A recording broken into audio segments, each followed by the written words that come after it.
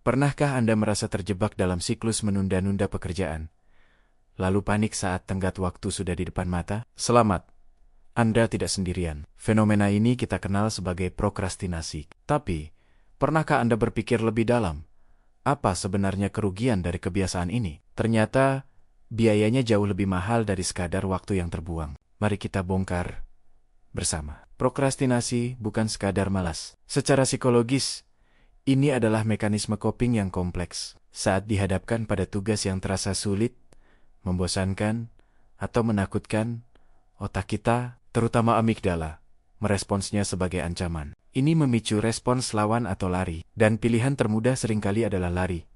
Menghindarinya dengan membuka media sosial, menonton serial, atau melakukan hal sepele lainnya. Kita mendapatkan kelegaan sesaat, tapi masalahnya tetap ada, bahkan bertambah besar. Kerugian pertama dan paling nyata adalah pada kesehatan mental dan fisik kita. Ketika kita terus-menerus menunda, kita menciptakan apa yang disebut beban kognitif. Tugas yang belum selesai itu terus menghantui pikiran kita. Bahkan saat kita sedang bersantai, ini menciptakan stres kronis tingkat rendah yang terus-menerus menggerogoti energi kita. Stres ini bukan sekadar perasaan tidak nyaman. Secara fisiologis, tubuh melepaskan hormon kortisol. Dalam jangka panjang, kadar kortisol yang tinggi dapat menyebabkan berbagai masalah kesehatan, dari sakit kepala dan masalah pencernaan, hingga peningkatan risiko penyakit jantung dan melemahnya sistem kekebalan tubuh. Anda jadi lebih mudah sakit, sulit tidur, dan merasa cemas sepanjang waktu.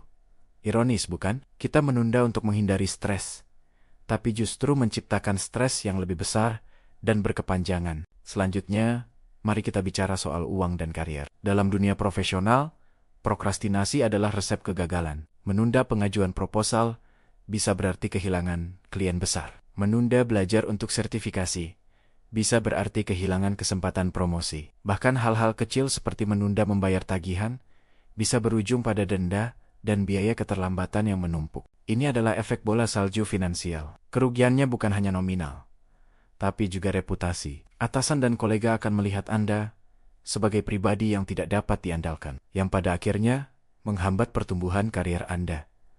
Peluang emas seringkali datang dengan jendela waktu yang sempit. Jika kita terlalu lama menimbang-nimbang atau menunda eksekusi, peluang itu akan diambil oleh orang lain yang lebih sigap. Salah satu biaya tersembunyi yang paling merugikan dari prokrastinasi adalah hilangnya potensi dan kreativitas. Saat kita bekerja di bawah tekanan tenggat waktu, fokus kita menyempit hanya untuk menyelesaikan tugas, bukan untuk melakukannya dengan baik. Kita tidak punya waktu untuk berpikir kreatif, untuk mengeksplorasi ide-ide baru, atau untuk memoles hasil kerja kita menjadi sesuatu yang luar biasa. Kita hanya menghasilkan karya yang cukup baik, bukan yang terbaik. Bayangkan, berapa banyak ide brilian yang terkubur, berapa banyak inovasi yang tidak pernah lahir, hanya karena kita terlalu sering menekan tombol tunda. Prokrastinasi membunuh momentum. Setiap kali kita menunda, kita harus membangun kembali energi dan fokus dari awal.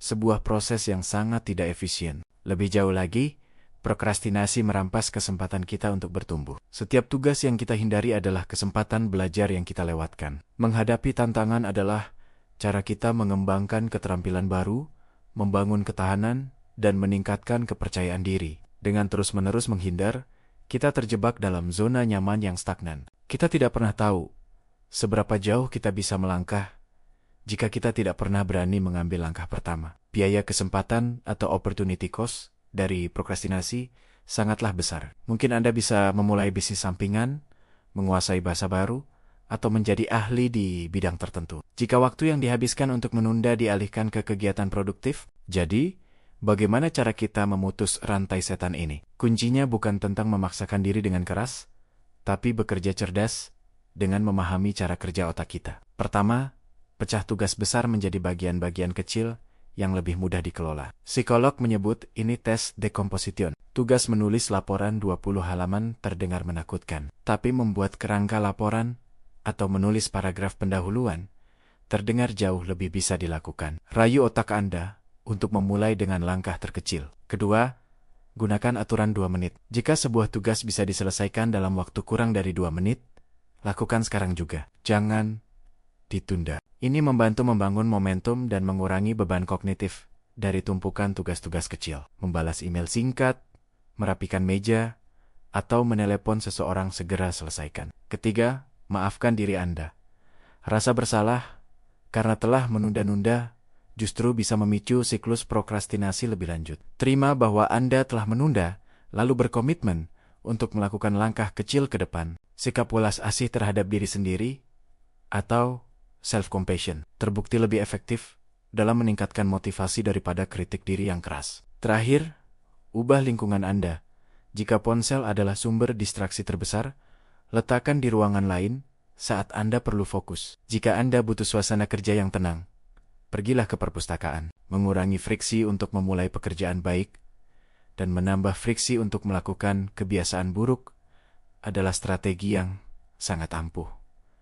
Prokrastinasi adalah pencuri yang senyap. Ia tidak hanya mencuri waktu kita, tapi juga kesehatan, uang, peluang, dan potensi terbaik kita. Mengenali biaya yang sebenarnya dari kebiasaan ini adalah langkah pertama untuk merebut kembali kendali atas hidup kita. Mulailah hari ini, bukan besok. Ambillah satu langkah kecil untuk mengerjakan sesuatu yang selama ini Anda tunda. Rasakan kelegaan dan kepuasan dari kemajuan, sekecil apapun itu. Ingat, masa depan Anda dibangun dari tindakan-tindakan yang Anda ambil hari ini. Terima kasih sudah menonton. Jangan lupa untuk bagikan video ini jika Anda merasa bermanfaat. Dan subscribe untuk konten-konten pengembangan diri lainnya. Sampai jumpa di video berikutnya.